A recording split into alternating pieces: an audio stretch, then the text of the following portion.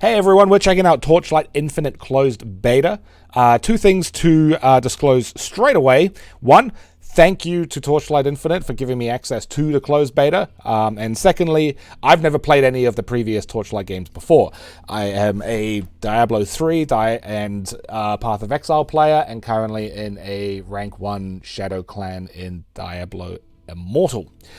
So two things I want to have a look at today is first impressions of the skill system and also some quality of life things that I think as a fan of this genre that I think is pretty cool. So from my understanding, and again, I've only just jumped into this, got a few hours under my belt.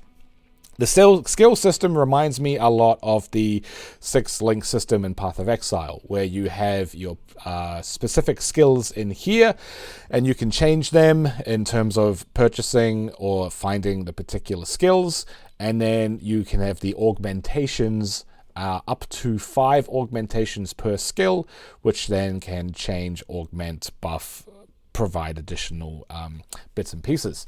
Now, from what I can see here, once you collect the skills, you're really free just to swap these out at whim, which is really interesting. If you have a particular thing you'd like to experiment with, or a particular build that you'd like to go towards, or if you have particular level tiers that I would assume that you would have a build progression in terms of leveling up these particular things. And we can see here a lot of these skills unlock via leveling, which is cool to see.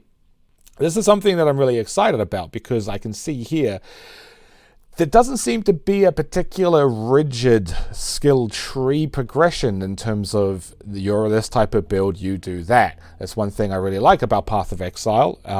Bit of a double-edged sword in that sense, in terms of how free you are to really build however you want. Now, on that note, all right, thank you very much for that. On that note, one thing that's really daunting about Path of Exile is that inherent freedom. I'm sure a lot of you guys, and especially at the kind of like play skill I'm at, new season loads up, you download everything, you open a Path of Exile, you alt-tab, you go straight to YouTube or straight to Reddit for the first 2 hours to understand a build before you even crack into anything. And that's one thing I was worried about with this game. How accessible is the meta, understanding the meta, and creating builds? Now, thankfully, a quality of life improvement I can see here, which I absolutely love, is the hero ranking.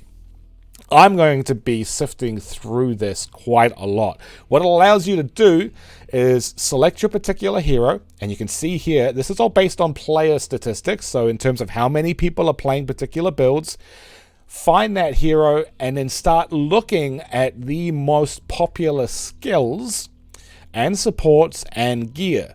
Now, once you click on one, it provides a drill down functionality. So I'm currently focusing on lightning as a main skill.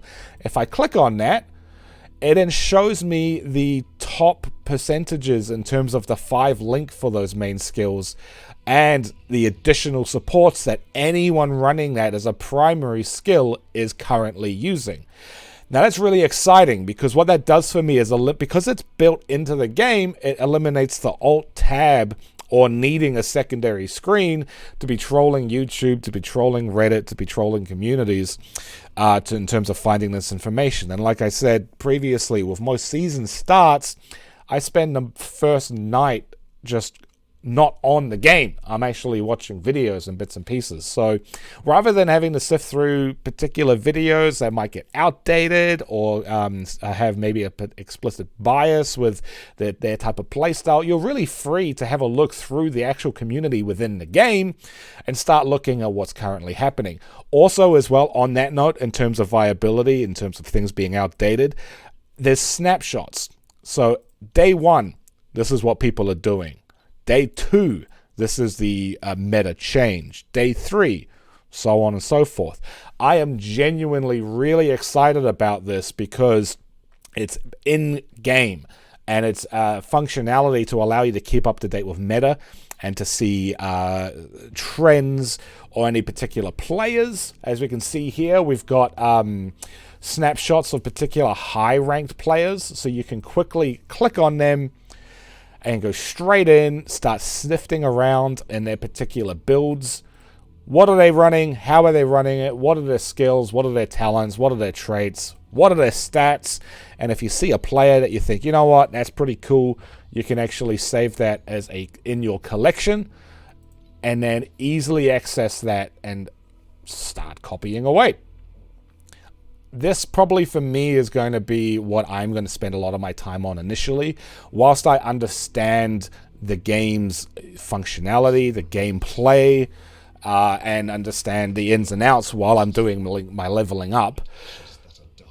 So that I'm really excited about the fact that skills look pretty easy to switch around and start playing around with. And at any given time, I can go in and start looking at hero ranking, go to here, go to lightning, and then start looking at what the popular build styles are. Or if I go, you know what, only 4.8% of people are using this, but that combination, here's what all the supports are. So I'm really genuinely excited about this. I probably spend more time on Reddit on YouTube in the first week of the game than I do actually playing it.